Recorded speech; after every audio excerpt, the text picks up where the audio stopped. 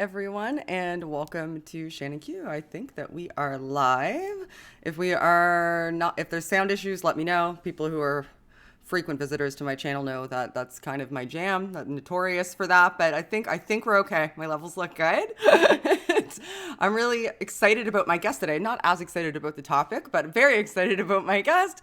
We've crossed paths on numerous occasions, like either on Twitter, and we kind of hang in the same circles, but we've never actually been on anything together. I don't think you and I until like just right now. So I'm really excited Yeah, that you're here.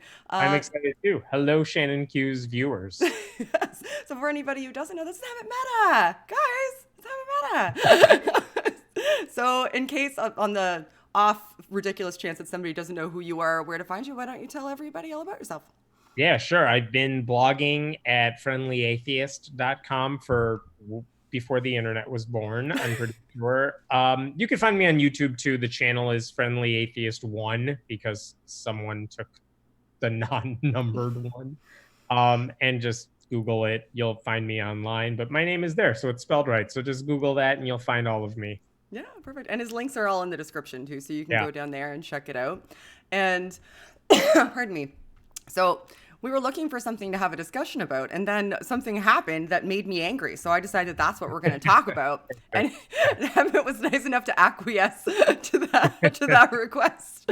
So I'm going to put it up on screen and I'll read it so that you guys can all see where we're coming from here. And this is a broader issue, but it's up on screen now. This is the one that triggered me. So my friend Ben Shetler, who anybody who's familiar with this channel knows that we're essentially arch frenemies. He and I, like, we get on pretty well, but sometimes he does things that just annoy me to no end. So he tagged me in a tweet that said, "Would you stand with churches who are being barred from having services in their parking lots where members stay in their cars? Do you believe in freedom of speech for all?"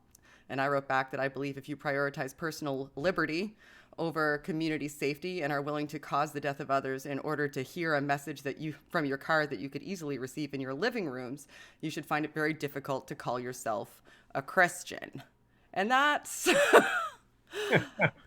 wasn't received well. What? No. I know, right? And that there's a multiple tweet string and then a subsequent video that Ben did as a response to this Twitter altercation that kind of snowballed into more than just Yeah. me and he, and the world got involved. But it's something that I think is important to discuss, especially in the climate that we are right now, where it comes to safety concerns. And you spend a lot of time perusing the internet, and I know for a fact that you've come across these types of things, these Yeah. instances where churches are either, directly refusing to shutter their doors and go online, or they're presenting the fact that they do have to move services online or to radio or to television as some sort of conspiracy that's directly being utilized to stifle their freedom of speech and freedom of assembly. So before I show any parts of the video and get too ranty, as I'm Yeah. known to do, I would like to hear what your perspective is. Tell me if I'm right or wrong so far. No, that's look, I've seen some of the videos from those drive-in services, Hmm. and like hands down, every single time I've seen those videos, they are not just sitting in their cars in the parking lot. They are getting out to do something. They're saying hi to their friends, which is a natural Hmm. compulsion to want to do in that situation. So that's the problem. Like they might be, I saw one from I think Tennessee where they had their trucks and the back of the truck was wide open and they're sitting there to listen to the sermon, which again, that's the same thing as an in-person service. You're defeating the whole purpose. So like if they were actually in their cars and separated, I mean, whatever, but that's not what's going on. And how do you prevent something like that from happening? You say if it's a non-essential service, don't gather. That's not a only churches. This rule only applies. No, no, no. It's schools. It applies to schools. It applies to workplaces. It applies to everything except like grocery stores and whatever else we absolutely need. And I think you alluded to this. It is a little weird that I've heard so many Christian pastors say things like, "What is church? Wherever two or three of us gather, that Hmm. is a church." The idea being, it's not about the building, it's about what's being said, it's about your connection to God. And it seems a little contradictory for them to say, if you're at home or listening to a sermon online or just praying on your own, that is somehow not as good, or like God can't hear you properly, or whatever the implication is, as if you were meeting in person with everybody. So, I mean, there's a lot of things that they aren't explaining. But just to be clear, this is not anti Christian persecution. One, it applies to all religions. And two, it's a blanket thing that applies to all of us. We are all inconvenienced by this. And just because you're religious doesn't mean you get to jump the law. Yeah, special exemptions is what it seems Yeah. like that like they want. And I mean, I've heard some people, including Ben, say that it's not even about the virus, it's about an encroachment on liberties. Like they're taking away liberties. And I Right. just this is when I just determined that I'm potentially too Canadian for this argument. Well, here's one thing that I have heard. Like, one question that seems legitimate on the surface Yeah. is, why is the government allowed to tell a church they can't meet, even if it's a pandemic, even if there's a virus Mm. here? And the answer is, the government is allowed to treat all businesses, all nonprofits, all churches, they do have to fall under blanket rules. And for example, if you're a church that is going to have, let's say, hundreds and hundreds of people in the building on any given Sunday or whenever you meet, the US law can say your building has to have a fire extinguisher. It has to have exit signs that everyone can see. You have to make sure your building is built a certain way that adheres to like the fire code so that it doesn't burn up in a certain way or whatever. And that applies to all buildings in the community. You know what I mean? And churches have to play by those rules. And they don't complain about that because they know, oh, this is something that applies to everyone. It's for public safety. There's nothing weird about that. You don't hear them saying, how dare you make me put a fire extinguisher in my building? Yeah. Like, that's a totally sensible thing for the government to ask churches to do in the name of public safety. Well, this is that as well, saying you can't gather in buildings. It's going to hurt all of us, not just you, because you guys have to buy food too. So you're going to be out in the community and mingling. And so we don't want you to be in one place with a bunch of strangers at any one time. That's not anti-Christian. That is a general rule that unfortunately we all have to deal with right now. So the idea that, like, why is the government allowed to say this? Because they do it all the time and we're all fine with it because we know it's in the best interest of everybody.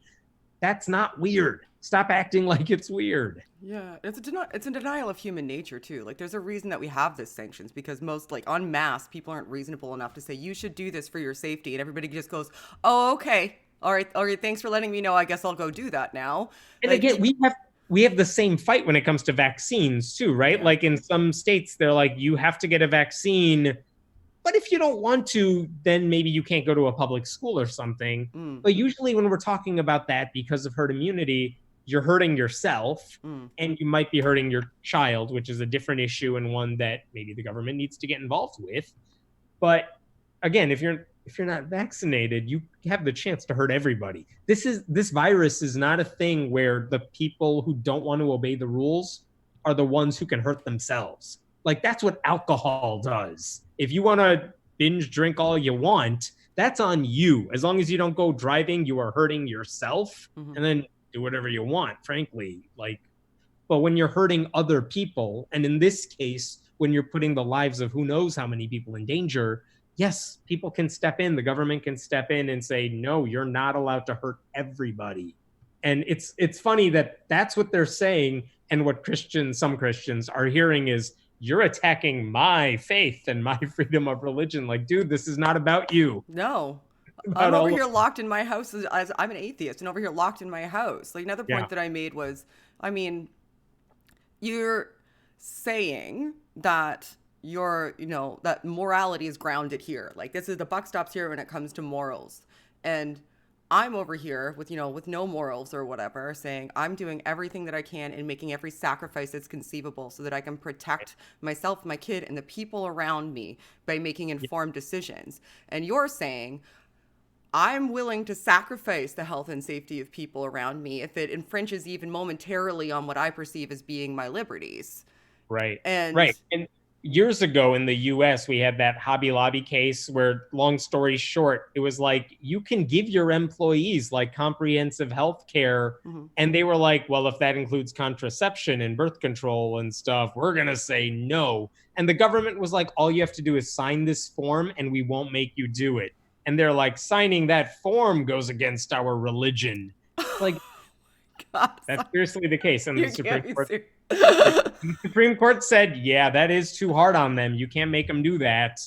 And Wow. this is kind of the same thing where it's like, they're not asking you to do anything weird. And again, the law in the US is very clear about this. You can't infringe on someone's religious freedom unless there's a really, really good reason. Right.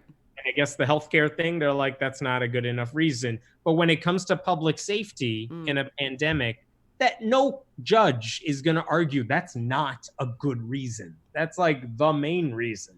When Yeah. you're going to hurt other people, yeah, they can step in and say, I don't care if you say this is your religion. We can come in and stop you because we have a really good reason. We wouldn't do this if we didn't have to, but we have to. Yeah, and it's not all Christian. Like I said, there was some people of Yes. all No, it's religious not. backgrounds who were not buying what he was selling.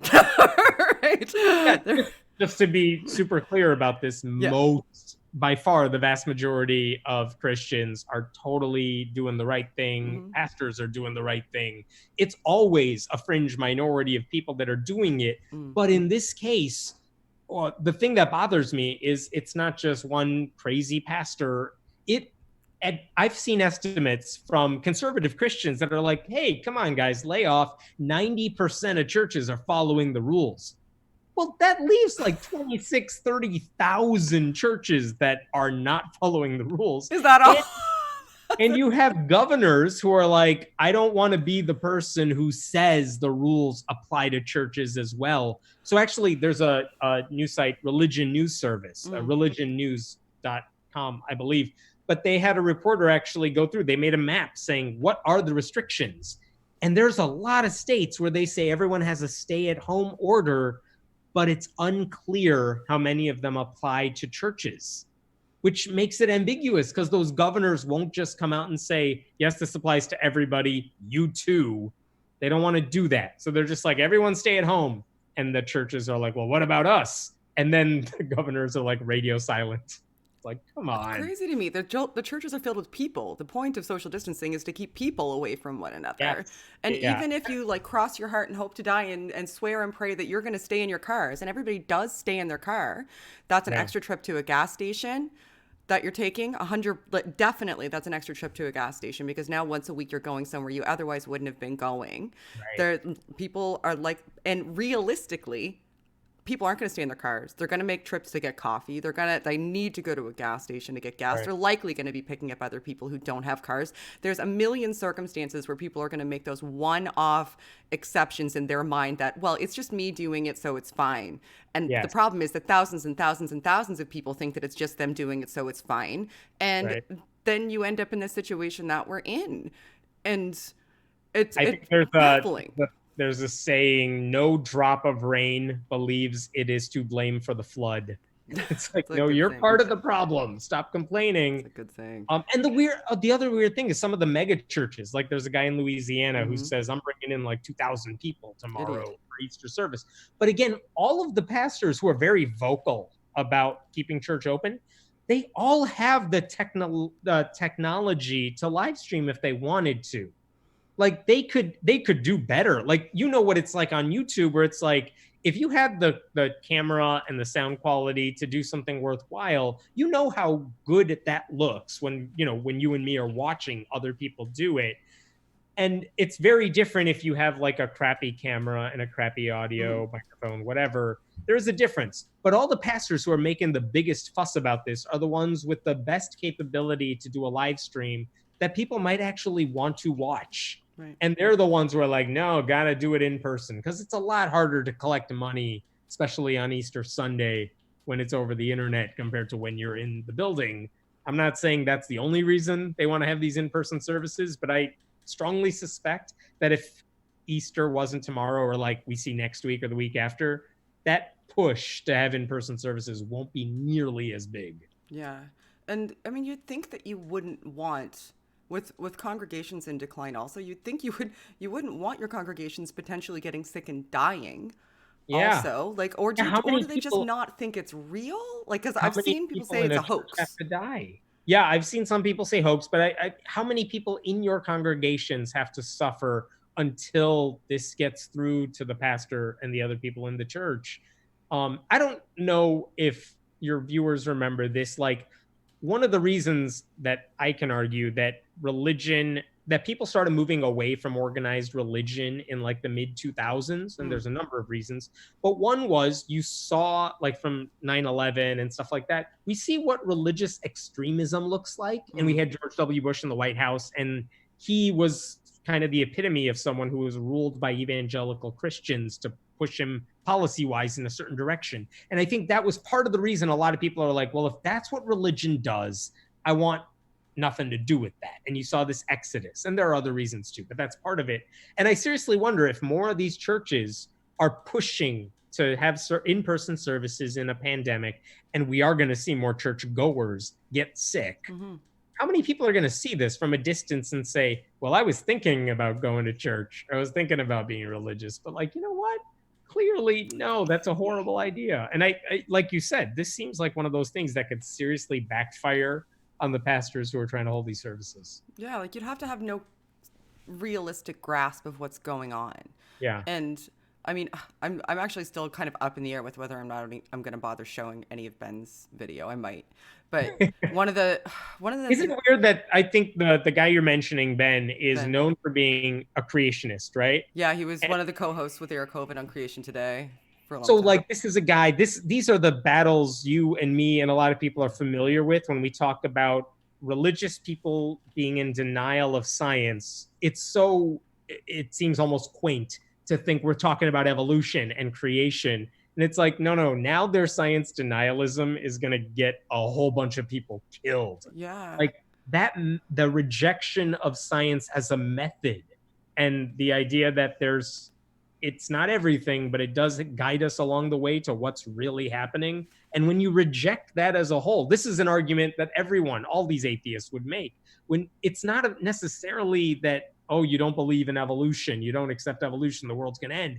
No, but if you just totally disregard the method that got us there, there are bigger problems down the line. And that's what this is about when we talk about fighting for, evolution.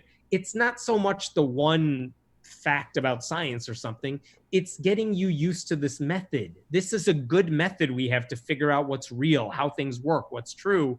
And when you say no to that, this pandemic is a good example of what happens when people reject science and expertise and substitute it with faith. yeah, they've been acclimatized. It seems that if they're presented with something like some sort of tangible fact that riles in contradiction to how they want to practice or how they understand their faith, then they've got this lens that they can look at it through that says, okay, well, that's wrong because I'm either being deceived or somebody's attempting to control us or we're being persecuted or like that this is some sort of conspiracy, and they're able to like resolve that dissonance by deferring to that as a stance. But when you cultivate that sort of attitude, Yeah. then You have a in lot a of people who situation are like gonna be making, this, yeah, you're going to have a lot of people making risky, dangerous right? decisions.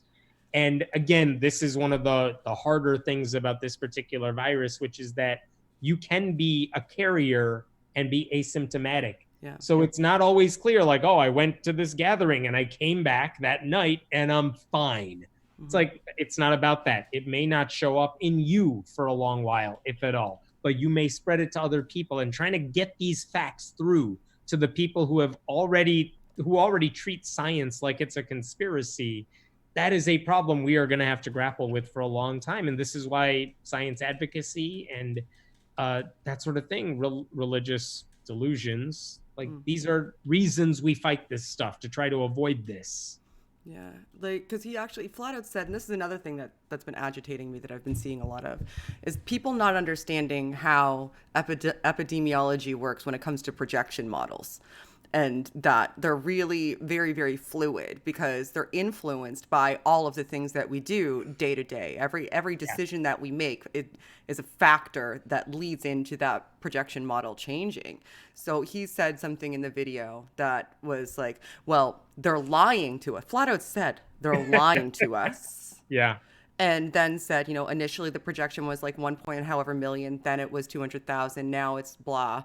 So Yeah. obviously and he even said that doctors are getting paid to give out positive diagnoses. And Jesus. I did like Yeah. the Citation. tweet annoyed me, but I could maybe see where it was coming from.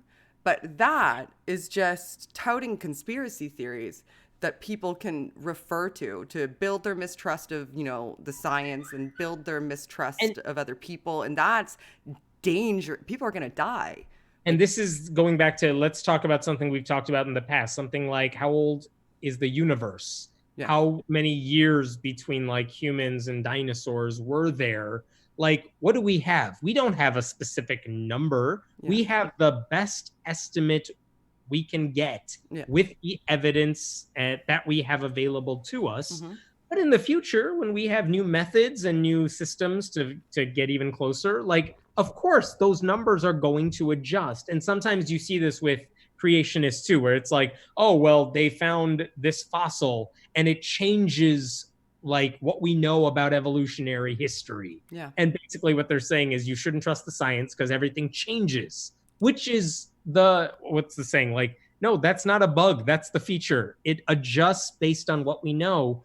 And again, I saw this, you saw this, I'm sure too, as the pandemic was beginning. It's like, if we take these mitigating factors, if we all stay at home, if we do what we're supposed to do, then yeah, the worst case scenario death numbers, the infected numbers, of course they're going to go down because we did that stuff. It doesn't mean the worst case scenario numbers were wrong. It's because that's the numbers they said, if we don't do anything, this is what's going to happen. But as we take these adjustments, there are some people who are going to say, see, it wasn't as bad as we thought it was going to be, not realizing, yeah, but that's because we did the stuff we were supposed to do.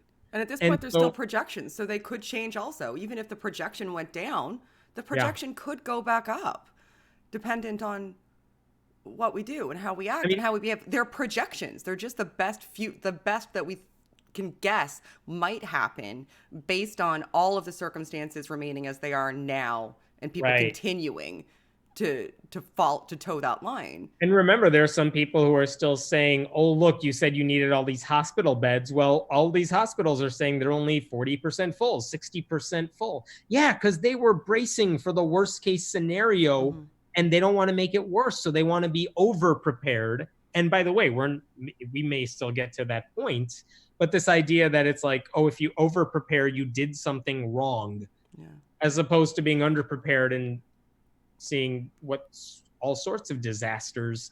And the people, like, there are conservatives who are like, if we are over prepared, then clearly this was blown out of proportion, which isn't the case at all.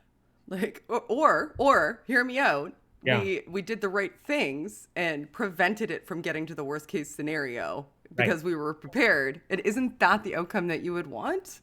Right. But people seem to get this overconfidence. Like if we are doing the right things and we're putting the right sanctions in place and it's starting to work and we're starting to flatten the curve, people are like, well, you said it was going to be bad. It's not, people dying in the streets bad. Therefore, you lied to us and you're trying to lock us inside now. And this is all just a play to take our liberties. And now we see what you're trying to persecute Christians. Like I saw, James White, who's another person who annoys the crap out of me. I don't know if you know who he is. He's from Paulogia. I don't know if I do. Yeah, he drives me nuts.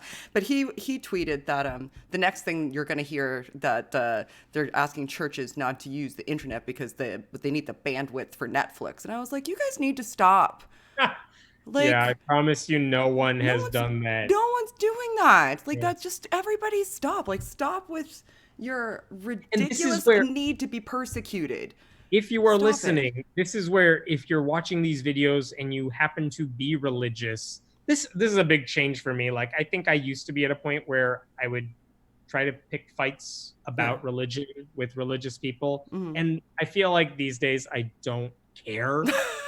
Like I'm on You the side flamed of out. I flamed out in that sense because I'm so much less concerned than if you believe in something I think is wrong, I no longer care. It's what are you doing with that? I need those 90% of pastors who are doing the right thing to do more to speak out against the 10% of idiots in their own camp. Because they may not listen to you and me, but maybe they'll listen to some of these other Christians who are out there. And honestly, I don't even know that they're going to listen to the other Christians. They'll just rush them off. They're probably not real Christians anyway because they're the wrong Yeah, type of Christian. exactly. But I mean, this is something where I think there's a lot of Christians who probably agree with everything you and me are talking There about. are. Absolutely. Yeah, and I want them to speak out forcefully against this attitude, not just this pandemic, because this will pass, hopefully, but also this mindset, this idea that everything is a conspiracy, that everyone's out to get you. It would be very, I'm not saying easy, it's not easy, but it would be doable for a lot of these Christians to speak out in support of church-state separation and what the government is doing in a situation like this, which is not a conspiracy, but it's for the public health. Like there are plenty of things we don't agree on, but on the stuff we do, we really need more progressive Christian voices. Hell, we need more conservative Christian voices on issues like this. This is weird. You probably are familiar, Shannon, with like those independent fundamentalist Baptist churches, right? Not only Yeah. am I familiar with them, I took down a bunch of their PayPal accounts last year. Yeah. So, I know so who they are. your viewers know how insane they are in terms of the sermons they preach, the hate that they spew. And yet, like Steven Anderson and some of that ilk, those pastors over the past couple of weeks have put out their usual stream of videos and their usual stream of hate. But they're also, I saw Anderson himself make a video that was like, hey, everyone, we are closing down church because the pandemic is real. That's bad. And When we are he's the bar. I swear. He's like, we are taking these precautions. We already know how to live stream. We do it all the time. So that's what we're going to be doing. Don't show up to church. I watched that and I'm like, I even sent him a message. He did not respond to me. Wow. But I'm like, how the hell are you the voice of reason in all of this when you are never the voice of reason for anything else? But it's not just him. It's all of his little buddies too. Like they're Tommy all McMurtry. like, let's take this seriously. This pandemic is big. We're going to cancel our mission trips. We'll pick it back up after this is over. And I'm like, coming from you, dude. When the NIFB is the voice of reason and I'm earnestly saying, hey guys, maybe you should follow their lead. Right? Yeah. Yeah. I said 2020 is a mess. I don't even know what's happening anymore. Like that is more than I was willing to or capable of taking it as information today. I was surprised how like the number of people, like the crazy pastors in this time right now are not the usual suspects. Wow. They're also set up for online tithing too, and most of their revenue comes through their YouTube channels and their PayPal accounts. So. Again, which goes back to the point where all of these pastors, and again, those NIFB, they are low budget crazy people. But a lot of the pastors who are doing no, you all have to come to in-person services, they have more money. They have the ability to do live streaming and online donations if they wanted to. They are choosing not to because they really, really want to like cosplay as martyrs. No. And they think they will get a better reputation by saying, you will not take my freedom. I'm a Christian. That's what they want to be. That's what they want their reputation to be. Yeah, they want to be crying in public going, but it's Easter and this is what Jesus will protect us and people, this is a play for our liberties and we've known for a long time that the church is being persecuted and you we know can't that even when express like our opinions and now we're not even allowed to get together and I'm like, and then nobody is. Like half of their churches die, they're just going to come out and say, well, those were not true believers and God punished them. God, it would be very easy for them to rationalize whatever damage they're causing. And again, if you're gullible enough to be a part of that church, you're probably gullible enough to fall for that. Yeah, it just baffles me. Like you have to, I've said the word baffle a lot and I meant it every time I said it. So you would absolutely have to not understand the gravity of the situation. You would have to have no grasp on it. Those are the only two options to me. You either have no grasp on the gravity of the situation or you legitimately don't care if you're putting people in harm's way because you have different priorities and I can't see This is anything in between. This That is makes a sense. question I've had for at least a handful of these pastors, the ones I'm familiar with because I've been writing about them for a long time, which Yeah. is, do you honestly not understand what's at stake here, or do you not care? Yes. Because for some of these people, I'm like, you get what's going on. You're not dumb enough to just have the ability to know what's going on, but you're choosing not to inform yourself about it. Like, Right. you know how serious this is. You know the government's not coming after you, right? Like, you're just making up the whole Christian persecution thing and playing that up for a reason. Because, like, some of the people saying that stuff, including senators and governors, I'm like, you know, this is not about like coming after the church. No, it's absolutely not. Like, it just, I'm flummoxed. Yeah. I really am. Like, it's because I can't think of a way to get through, because if their motivation is money, they're never going to be honest about it. And Right. if they're just actually ignorant about this, then maybe even the approach that I took, which was, hey, why are you being an asshole? isn't necessarily the best one to take. But Mhm.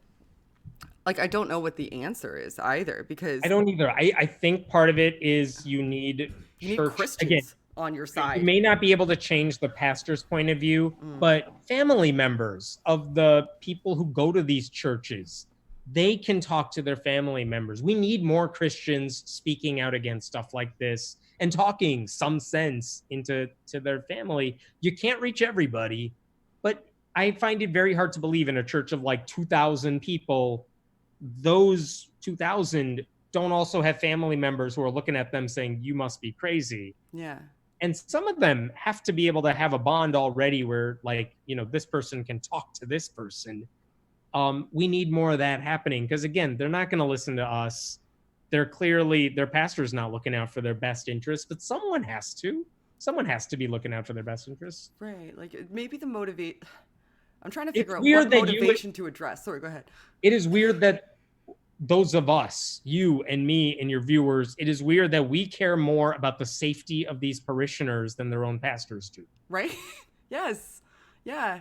Yes, I do. Like, I wouldn't like it. Not only would I'd be devastated if I found out that, an entire congregation of people is sick and potentially Yeah. dying, and their system, it becomes overwhelmed because they could have been receiving this message from the comfort of their home safely, but they were convinced that, people are lying to them or making a play for their liberty or their freedom, and Right. they went in anyway and, gave each other hugs. And I attended church for a very long time. You stand up, you turn around, you shake hands, you give hugs, like, And that's the best part of church in a right, lot it's of the cases. fellowship. That sort of community, the friendship. Yeah. And again, believe me, no one is saying we don't want you to be able to do that. But No. right now we all have to. That's the common human bond that we are all kind of agreeing to right now. That, yeah, it sucks to not have the social connection with a lot of people.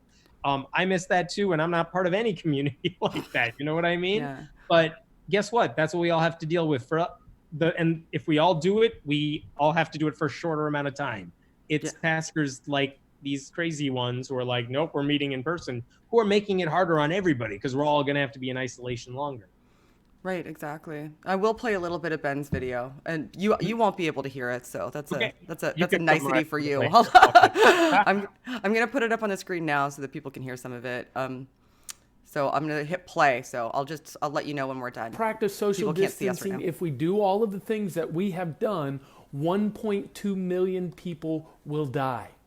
They've reassessed that down to 200,000. Then they reassessed it again down to 120,000. Then they reassessed it again down to 60,000. And once again, this wasn't because we were effective at social distancing. That was originally in the models to begin with. And what we were told is we've got to change laws, we've got to take away freedoms, we've got to act now because people are going to die at these exorbitant rates, and those are not true. Not only that, the CDC has instructed individuals they have told healthcare workers and doctors to not test for COVID, but to fabricate numbers. So I'm going to take it down. So what I just played, they're seeing us again now. Sorry that you can't see it. But in typical Shannon Q style, I couldn't figure out how to get the sound through to Hemant. So just that. But what I just played was him saying that the CDC has told doctors not to test for COVID and to fabricate numbers. And he goes on to say more. So what do you think? Like, I'm seeing a lot more of this around. Like, it's 5G towers and the CDCs. Yeah. And I can't, what do you think, where do you think that comes from? I can't even figure out where that comes from, aside from just dissonance and people wanting to do what they want and not being able to accept that reality is preventing them from doing what they want, which is true of everyone, by the way, not just Christians. I'd like to go outside too, for the record. I would say a couple things about that. One is, it is funny to me that they would say the government is so organized and so competent that it could, treat these doctors like this, when all the other times they're like, government is completely incompetent and can't do anything right. So which is it? Yeah. But also, like, I think they completely misunderstand the nature of the CDC and who works there and how it operates. And if you don't understand how the government works and the sort of people who work in public service in the government, it's very easy to think that there's a conspiracy going on, because it does suggest there's some order over all this craziness that's happening right now. I mean, what's more comforting to believe that a pandemic could come out of nowhere and wreck all of our lives, or at least inconvenience them to this degree, or that it's part of some plan to take away some freedom, make sure you can't buy your guns. That part of me thinks the reason that is an appealing option for some really insane people is that it suggests, it's not just, we're not just a rock hurling in the universe. It's that there's someone controlling it. It's that there is some process to it, and that if someone different were in charge, or that this is part of some bigger plan, that, our best interests are being looked out for in the long run. There is something calming about those conspiracies, even though they're all BS. Dangerous. And they're dangerous too. But I can understand why they might want to believe that sort of thing without any evidence, because there is none. There's a really good book that's out, if anyone gets a chance to read it, called The Fifth Risk by Michael Lewis. That's just kind of saying, I don't know what the Department of Energy does, but in 2016, after the election, the people who worked there were ready to prepare the new administration's workers into the stuff they do. And the Trump people really just never showed up. They never got the briefings in any of these departments.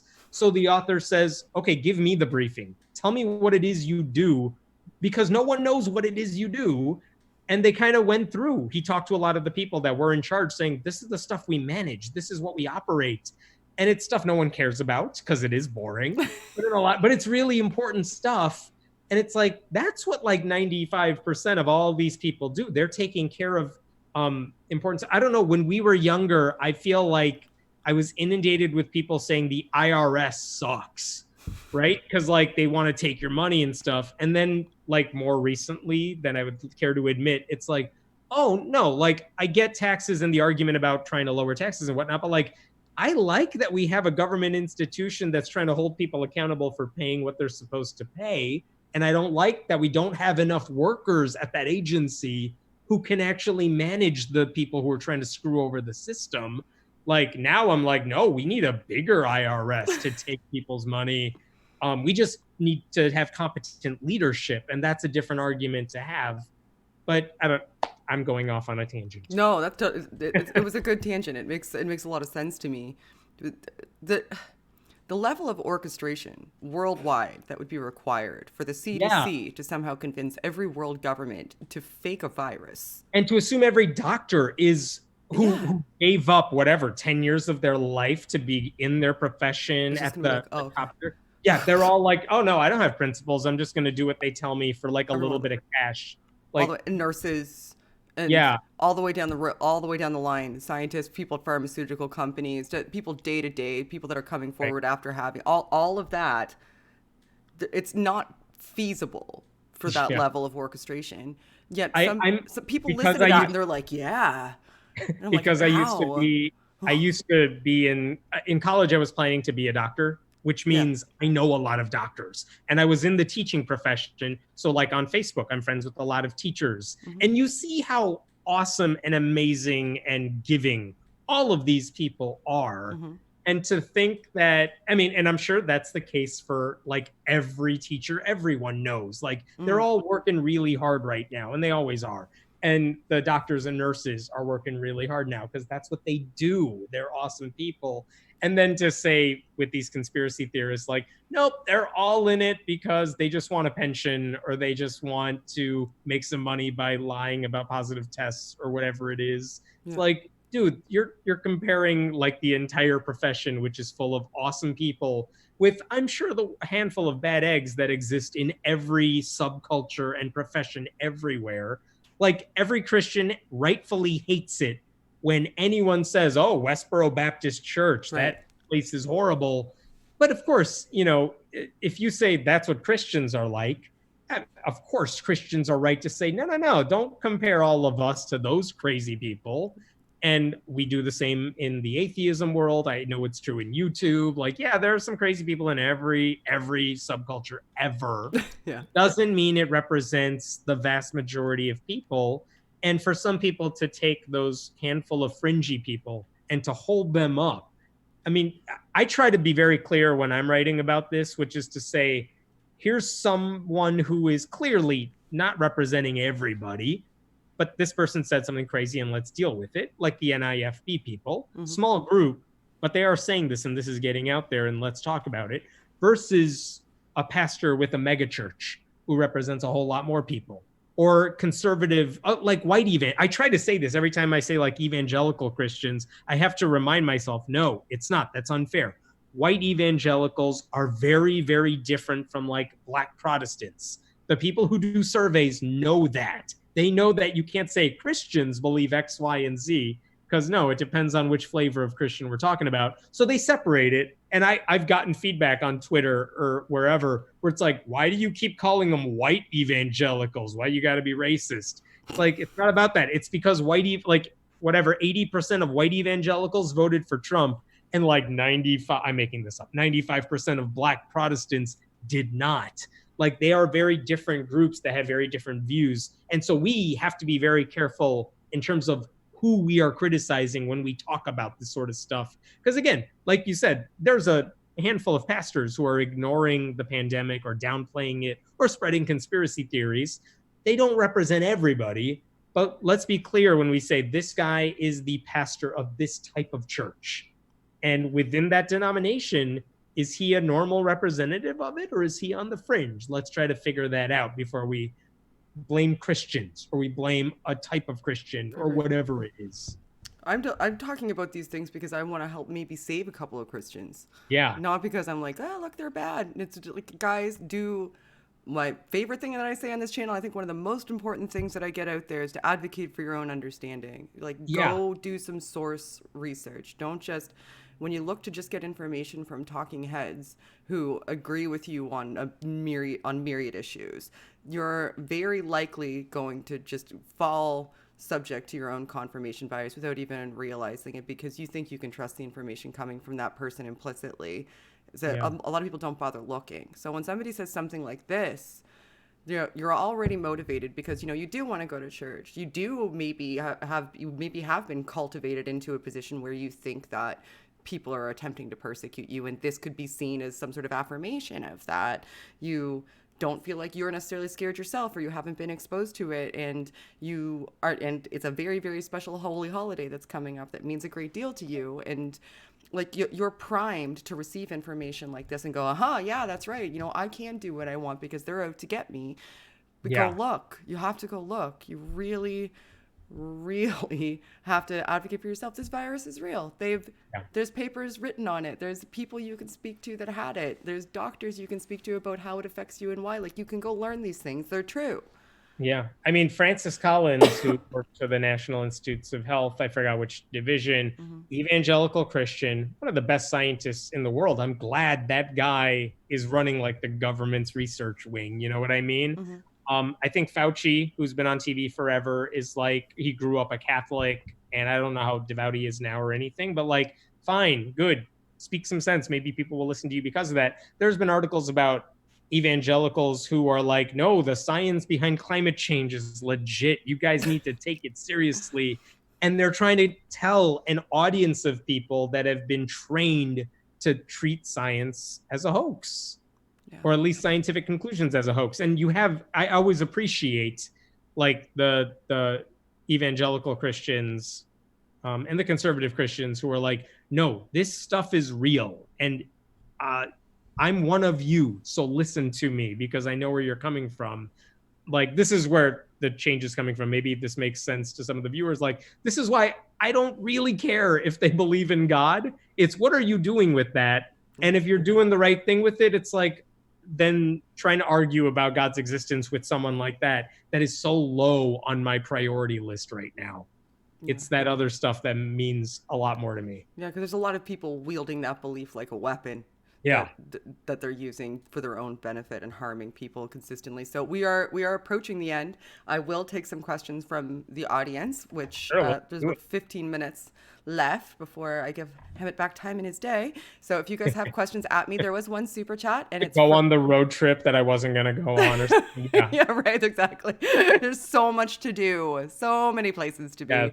I'm gonna make my big trek from like upstairs to downstairs. Yeah, I'm gonna go all the way from here to the kitchen, and I'm gonna make us some dinner.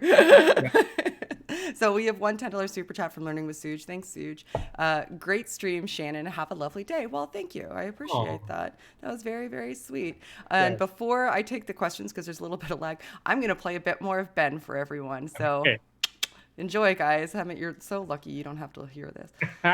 It's so... The child accidentally, it was a complete accident. He quit and stood up and lied to the people of Connecticut. There we go. I'm going back. And stood up and lied to the people of Connecticut to cause them to be afraid. Okay, so we have all of this stuff going on. We have the projections going down and the amount of freedoms being taken away going up, and no one is speaking about this. We've got to talk about this. So I want to ask you to share, because people need to know the facts. So you say, Ben, in all of this, what is America's biggest need right now? This is where he gets emotional. We need to know the biggest need. I'm going to ask you to share. I'm watching the lag. I'm watching Our biggest need is not truth from the CDC, though that is a need. I met Eric Hovind. Our biggest he was in my need town. is not to allow churches to have cars in their parking lot to do drive-in services. Wrong about everything. But nice guy. Yeah, so I'm taking it back off the screen again. So yeah, actually my boyfriend Paul just had like an hour and a half long conversation with him on his channel on Paulogia. With Eric Hovind, and it was wonderful. It was like same sort of thing. Like, nice guy, they got on well. They had a decent conversation. Like, I think he's wrong about everything, but like he was cordial and easy to talk to. I always appreciate. I have that with Eric. I have it with Ray Comfort too, where it's like if I have a question, he's always been really quick to respond and really he's eager to talk because this is what he likes to do. Right. Whereas there are some people who hold those really conservative views who just will never give you the time of day. Yeah. So I always appreciate the fact that some people are into the same stuff we're into, but on the wrong side of it. But they do want a dialogue. They do want to talk about it. And they are actually interesting to talk to, even, and not just constantly rage-inducing. Yeah. But I feel kind of that way about Ben. Like, Ben and I get on quite well. He's always very responsive. He's reached out to me in the past. But he does stuff like this sometimes. And some of his LGBT stuff that just... makes me want to rip my hair out. And I'm like, you seem like such a nice guy. Right. But in this clip that I just played, he just said a senator stood up in front of, I think it was Kansas, Kentucky, I can't remember, and just lied to everybody about COVID cases. Just lied to them. And then he finished up, I'm not sure if it played it all the way through, by saying, don't listen to the CDC. What America really needs right now is not social distancing, it's Jesus. And I'm like, Ben. Yeah. But Ben, no. Ben. They think Jesus is the cure for everything. Yeah. I've seen this online. It's like all those people going to church this weekend, they should all sign like do not resuscitate orders, sort of like. That's not fair though. Just like if you think you're going to be raptured, fine, just leave me all your stuff. Make that in your will. Like. Yeah, ignorance shouldn't be a death sentence though. Right? I know. Yeah. It just but it's really frustrating to me because I like Ben. I get crap for liking Ben, as a matter of fact, because he says stuff like this. Yeah. And people are like, like is the wrong word. It's I at least for me, where Yeah. it's like I get what they do. I get why they what their motivations are. like I get their position. Right.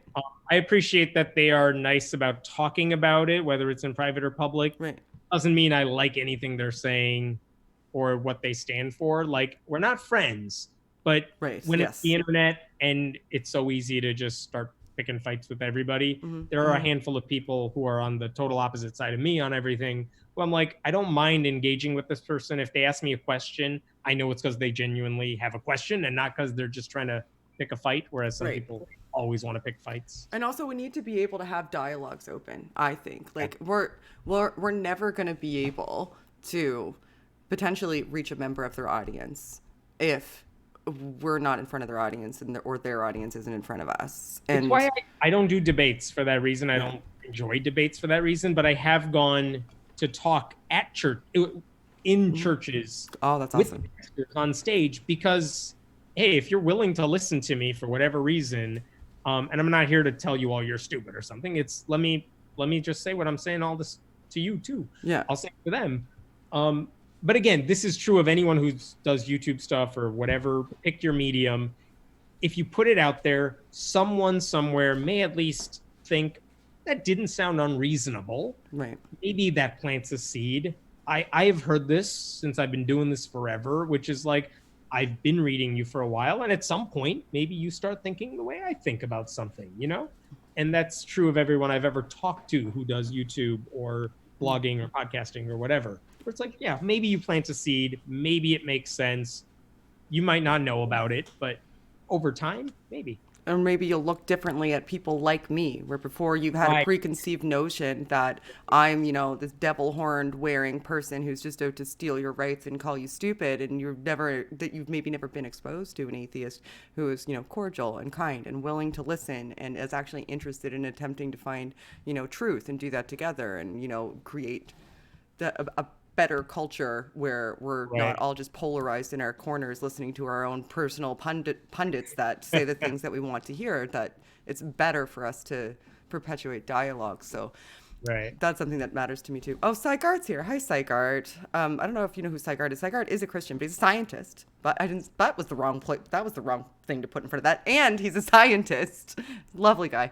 Sai says, I have been finding my church worship services online to be inspiring and very moving. I made a video for a church in another state to be shown on Easter. The church is the body of Christ. That's great. See, wonderful. That's size the people that we're talking about. We need that are like, yes, help. Like, guys, you're not losing anything from this. This is just a different way to fellowship, and nobody's trying to take your rights away from you. We're all in this situation. It's not just you. I can't leave my house. Saying internet companies should shut off church Wi-Fi or something. No one is saying that. That is not happening. The only place that I'm seeing that said is Christian pastors proposing it as a hypothetical to scare people. Right. There's no, I'm not seeing atheists or just the general population roaming around going, take away their internet. Yay, we got them out of the churches. This is exactly what we wanted. Woohoo. Keep the pandemic going and they'll never go back to church again. Yeah, you can clip that from this interview. Share that. Whoopsie daisy. All right, so this question's from Prophet of Zod. Hi, Zod. Another great YouTube channel. I got a who's who in my chat here today. My goodness. Can you ask Hemant when he's coming to Alaska again and if he'll bring you and Paul on the way up? You know what? Last time I came to Alaska was several years ago, but they invited me to give a talk there and they were really awesome about doing that. I would love to come back. I say that to anywhere, frankly, where it's like, hey, if you have the ability to cover the basic costs and stuff and you can bring me out there, let's talk. Get in touch with me. Cool. When this is over, I hope to go anywhere. Literally anywhere. Get me out of the 2-foot radius that I live in right now, and I'm happy. I can confirm. Feel the same way. I haven't even set foot in a grocery store in a month. I get my trunk drop once a week. And I look at the people going into the grocery store, and I was thinking to myself, I've never thought that I would just be idealistically hoping that I could walk into a grocery store. Like, Yep. I wonder what it's like in there. Do people still talk to each other? What's the world like? See, guys, it's not just you. We all want to talk to other humans. I was in one yesterday, and it was a weird scene. Like, everyone has masks on, including me, and no one's talking to each other, but it was weird. Yeah, I can see them outside, but I standing in their blocks, waiting in the line to go in. But I don't even know what it looks like inside a grocery store right now. It's like this weird sort of dystopian hypothetical in my mind of what it looks like. Okay, so Ish has a question. Does Hemant know if our religious gatherings also protected in other countries? I'm thinking of like India or Pakistan, or is it just the States? I haven't been paying as much attention to what their rules are in other countries right now, but by and large, like the westernized countries are pretty fine. The rules are the same for everybody as far as I have seen, which is if they say we don't want you to gather, that applies to everybody, churches included.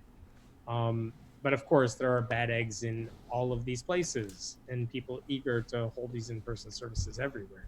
Yeah, it seems so...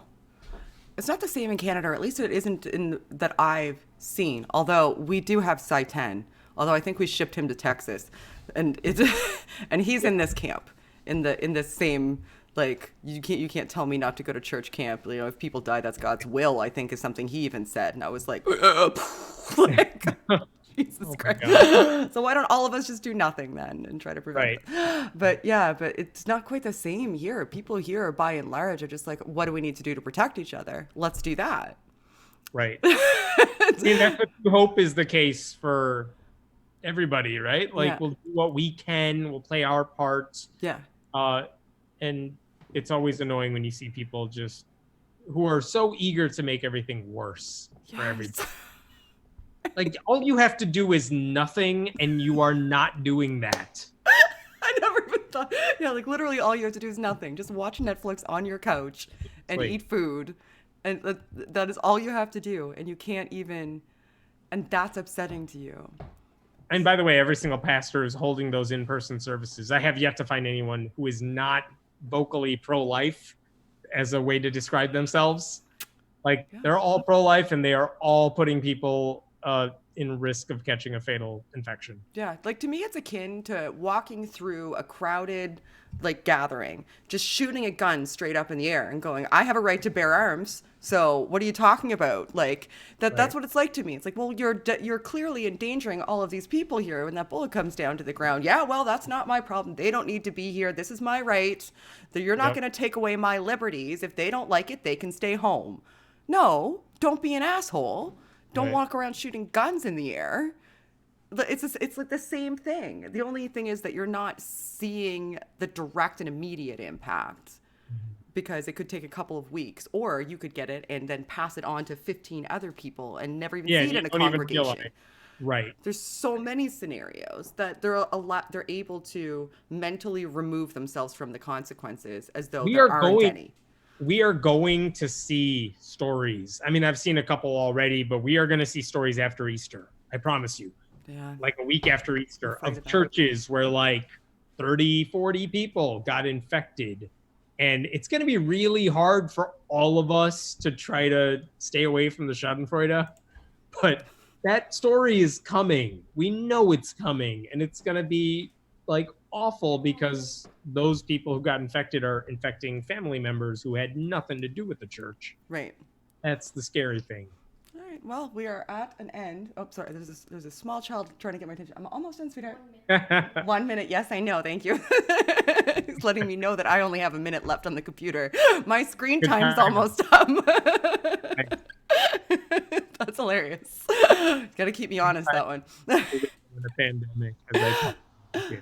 So I very much appreciate you coming, Hemant. Thank you so much. And before we leave, just let everybody know who you are and where they can find you in case they tuned in late and they're crazy enough not to know who you are already. Thank you, Shannon. I always enjoy watching your channel. So this is An honor. Thank you for having me here. If anyone wants to find me, friendlyatheist.com is the easiest way to find me, or just Google the name that's right there and you'll find me in other places, wherever you want to look for me. I'm around. What else am I doing anytime soon? Awesome. All right, everybody. I'm going to put up my end card. And again, because I'm technically not savvy at all, people can't see us. They're seeing our end card. And I just chat for 20 seconds so that I can put up my things at the end. So as always, everybody, help elevate the discourse. Bye, guys.